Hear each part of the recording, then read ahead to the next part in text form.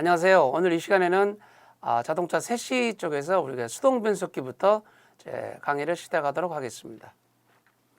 수동 변속기라고 해서 일반적으로 사람이 이제 직접 기어 변속을 하게끔 그렇게 되어 있는 변속기입니다.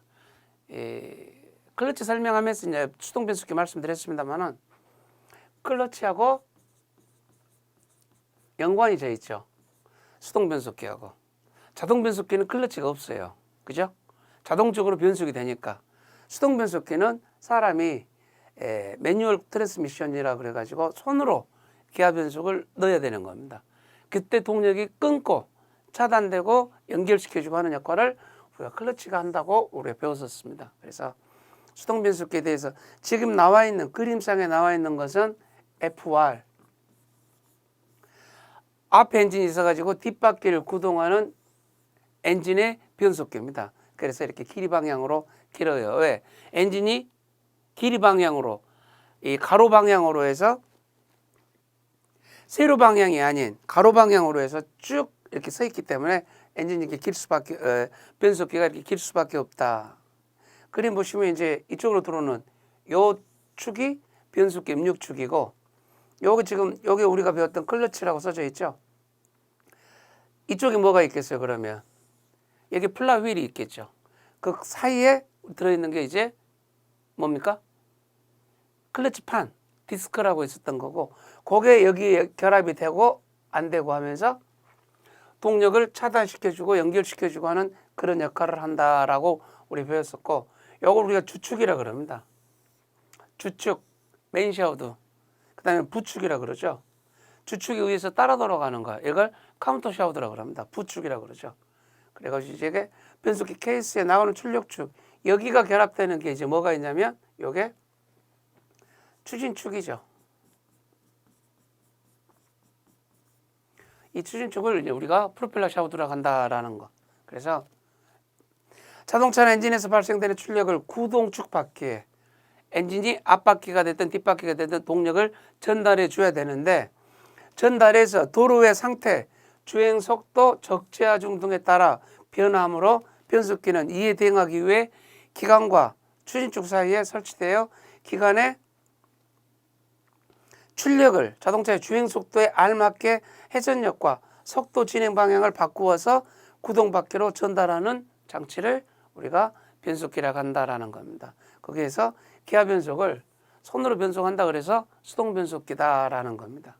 일반적인 그림은 제가 말씀드렸었고, 그럼 변속기가 왜 필요하느냐라는 겁니다. 그래서 변속기는 기관과 차축 사이에서 회전력을 증대시키는 역할을 한다. 엔진에서 나온 회전력을 증대를 시켜줘야 되는 겁니다. 그걸 해주는 게 이 변속기입니다.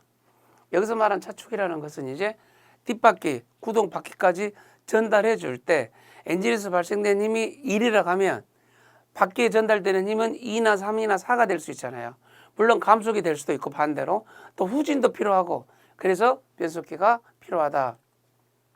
기관을 시동할 때 기관을 무부하 상태로 둔다.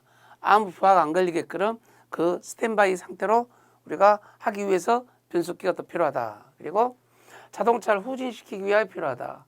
왜? 후진을 해야 되잖아요. 엔진은 똑같이 시계 방향으로 1342로 의해서 돈다라는 겁니다. 제가 고등학교 때 저는 자동차를 처음 접할 때 변속기에 대한 그런 걸 모르면서 후진을 하기 위해서는 자동차가 시계 방향으로 돌다가 반시계 방향으로 돌겠다라고 생각을 했었죠. 변속기가 없으면 전혀 후진이 알 수가 없는 거고 후진이 될 수가 없는 겁니다.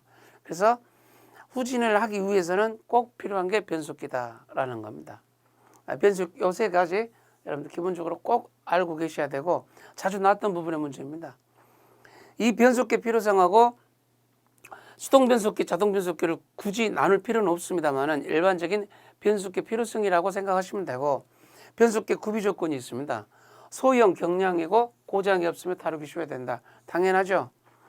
자동차에 들어가는 모든 부품은 다 소형이며 경량이어야 된다라는 거죠. 조작이 쉽고 신속, 확실, 정수하게 작동돼야 된다. 단계가 없이 연속적으로 변속이 되어야 한다. 전달료율이 좋아야 된다. 무슨 말씀 이해가시죠? 이게 변속기의 구비 조건이 되겠습니다.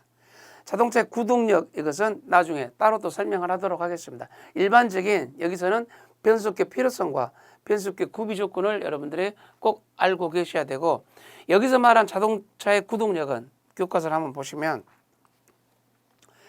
구동바퀴가 자동차를 미는 힘이다라고 그랬습니다. 그래서 여기 보시면 F락에서 이게 자동차의 구동력이 되는 겁니다.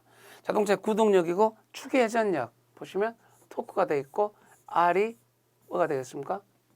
타이어 반경이 되죠.